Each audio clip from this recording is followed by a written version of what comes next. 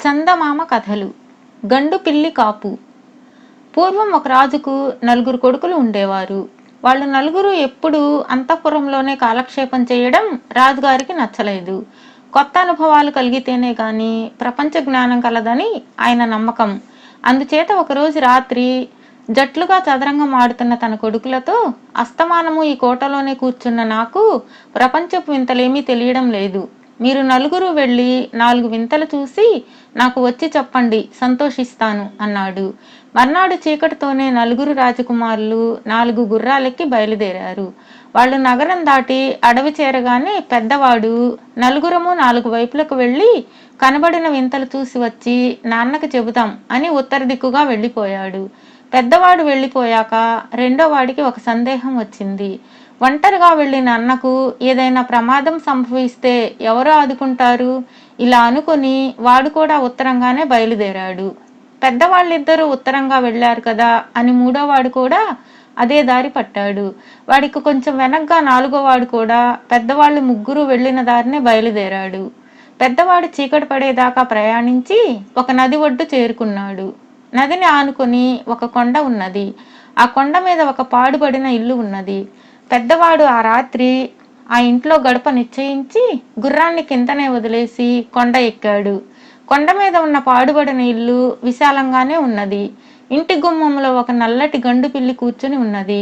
అది పెద్దవాడిని చూసి వికృతంగా అరిచి పక్కకు తప్పుకున్నది. పెద్దవాడు మూసి ఉన్న తలుపు చాలాసేపు తట్టిన మీదట తలుపు ఓరగా తెరిచి ఒక యోగిని తొంగి చూసింది. ఆమె జుట్టు జడలు కట్టి ఉన్నది. ఆమె పైనుంచి కిందకి కాషాయ రంగు గల అంగరఖ ధరించింది. ఆమె మెడలో జిల్లేడు పూల దండ ఉన్నది. ఆమె కళ్ళు పిల్లి కళ్ళలాగా మెరుస్తున్నాయి. గాబరా పెట్టే గండు పిల్లి గుమ్మంలోనే కాపు వేసింది. తలుపు మూసిరా అంటూ ఆమె లోపలకు వెళ్ళింది. పెద్దవాడు తలుపు మూసి లోపలకు వెళ్ళాడు. యోగిని గూట్లో ఉన్న ప్రమిద తీసి వెలిగించింది. ఆ గది కిటికీలో నుంచి ధారాళంగా గాలి వస్తున్నది. ఎందుచేతనంటే ఆ ఇల్లు కొండ అంచున ఉన్నది. ఆ కిటికీ దిగువన ప్రవహించే నది మీదకు ఉన్నది. తినడానికి ఏమైనా ఉన్నదా అని పెద్దవాడు యోగిని అడిగాడు. చేపకూర కావాలా, చద్ది అన్నం కావాలా అని యోగిని అడిగింది. చేపకూరే కావాలి అన్నాడు పెద్దవాడు. అయితే ఆ చేపను నువ్వే కావాలి అంటూ యోగిని తన మెడలోని జిల్లేడు పూల దండలో నుంచి ఒక పువ్వు తెంపి పెద్దవాడి మీద విసిరింది. వెంటనే పెద్దవాడు చేపగా మారి విలవిలా తన్నుకోసాగాడు. యోగిని భళ్ళున నవ్వి ఆ చేపను తీసి మంచినీళ్ల కుండలో వేసింది. ఈ పాటికి రెండో వాడు కూడా నది ఒడ్డుకు చేరాడు. అక్కడే పచ్చిక మేస్తూ పెద్దవాడి గుర్రం కనిపించింది. కొండ మీద ఇల్లు కనిపించింది. సంగతి గ్రహించి వాడు కూడా తన గుర్రాన్ని కిందనే వదిలి కొండ ఎక్కాడు. గండు పిల్లి రెండో వాడిని చూడగానే వికృతంగా అరిచి పక్కకు తప్పుకున్నది. వాడు తలుపు తట్టేసరికి యోగిని తలుపు ఓరగా తెరిచి గాభరా పెట్టే గండు పిల్లి గుమ్మంలోనే కాపు వేసింది. తలుపు మూసిరా అంటూ లోపలికి వెళ్ళింది. రెండో వాడు తలుపు మూసి లోపలికి వెళ్ళి యోగిని తిండి మాట అడిగాడు. వండటానికి కుండలో చేప ఉన్నది. వడ్డింపు వెండి పళ్ళెంలో చేయనా, విస్తరాకులో చేయనా అని యోగిని అడిగింది. వెండి పళ్ళెంలోనే చెయ్యి అన్నాడు రెండోవాడు. అయితే ఆ వెండి పళ్ళెం నువ్వే కావాలి అంటూ యోగిని మరొక జిల్లేడు పువ్వు తుంచి వాడి మీద విసిరింది. రెండోవాడు వెండి పళ్ళెంగా మారిపోయాడు. యోగిని విరగబడి నవ్వుకున్నది. ఇంతలో మళ్ళీ తలుపు చప్పుడైంది. యోగిని తలుపు తెరిచి గండుపిల్లి సంగతి హెచ్చరించి లోపలకు వచ్చేసింది. మూడోవాడు తలుపు మూసి వస్తూ ఆకలి మండిపోతున్నది అన్నాడు. వండడానికి చేప ఉన్నది, తినడానికి వెండి పళ్ళెం ఉన్నది, పడుకోవడానికి పట్టుపరుపు కావాలా, తుంగచాప కావాలా అని యోగిని వాణ్ణి అడిగింది. పట్టుపరుపే కావాలి అన్నాడు మూడోవాడు.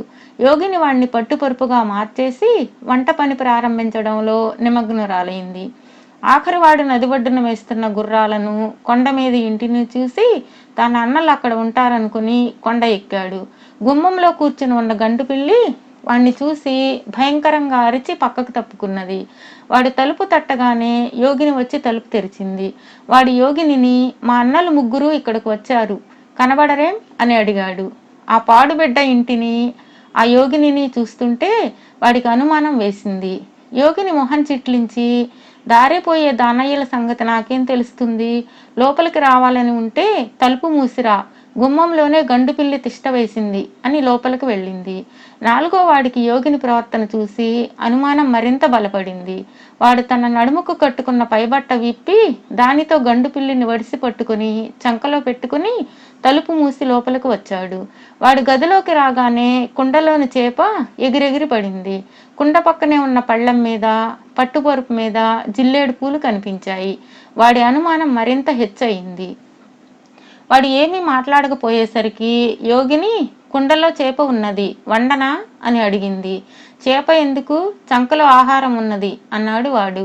దాన్ని తినడానికి వెండి పళ్ళెమైనా కావాలా అన్నది యోగిని కోపంగా. కబళం తిండికి వెండి పళ్ళెం దేనికి అన్నాడు వాడు. యోగిని పిల్లి కళ్ళలో ఎర్రచీర కనిపించింది. తిండి తిన్నాక కునుకు తీయడానికి పట్టుపొరుపైనా కావాలా అని అడిగింది ఆమె. పచ్చిక మీద పడుకునేవాడికి పట్టుపొరుపు దేనికి అన్నాడు 4వ వాడు. యోగిని పట్టరాని కోపంతో, మిగతా ముగ్గురి కన్నా నువ్వు పొగరబోతువి, నీ పొగరు అణుస్తానుండు అంటూ జిల్లేడు పువ్వు తెంపబోయింది. అంతలో 4వ వాడి చంకలో ఉన్న పిల్లి గతి దద్దరిల్లేటట్లు అరిచింది. ఆ అరుపు వినగానే యోగిని గడగడలాడిపోయింది. 4వ వాడు యోగిని మెడలోని జిల్లేడు పూల దండను తెంపేసి తన చంకలో ఉన్న పిల్లిని ఆమె మీదకు విసిరాడు. గండు పిల్లి ఆమె ముఖమంతా రక్కేసి 2 కళ్ళు పీకేసింది. యోగిని ప్రాణభయంతో పరిగెత్తి కిటికీ దాకా వెళ్ళి అనుకోకుండా కిటికీలో నుంచి కొండ దిగువన ప్రవహించే నదిలో పడి కొట్టుకుపోయింది. 4వ వాడు కింద పడి ఉన్న జిల్లేడు పూల దండను కూడా నదిలోకి విసిరేశాడు. మరుక్షణమే చేప, వెండి పళ్ళెము, పట్టుపరుపు వాడి అన్నలుగా మారిపోయారు. చూసిన వింతలే చాలు, ఇంటికి తిరిగిపోదాం అన్నాడు పెద్దవాడు. 4వ వాడు గంటుపిల్లి కోసం అంతటా వెతికాడు. కానీ దాని జాడ లేదు. రాజు తన కొడుకులు అంత త్వరగా తిరిగి రావడం చూసి ఆశ్చర్యపడి, అప్పుడే వచ్చారు, ఏమైనా వింతలు చూశారా అని అడిగాడు. మనిషి చేపగా మారడం అనుభవపూర్వకంగా తెలుసుకున్నాను అన్నాడు పెద్దవాడు. మనిషి వెండి పళ్ళెంగా మారడం నాకు అనుభవమైంది అన్నాడు 2వ వాడు. మనిషి పట్టుపరుపు కావడం నేను పొందిన వింత అనుభవం అన్నాడు 3వ వాడు. ఒక చేప, ఒక వెండి పళ్ళెము, ఒక పట్టుపరుపు నా అన్నలుగా మారటం నేను కళ్ళారా చూశాను అన్నాడు 4వ వాడు. రాజుగారు విషయం గ్రహించి 4వ వాడిని భుజాన్ని వాత్సల్యంతో తట్టాడు.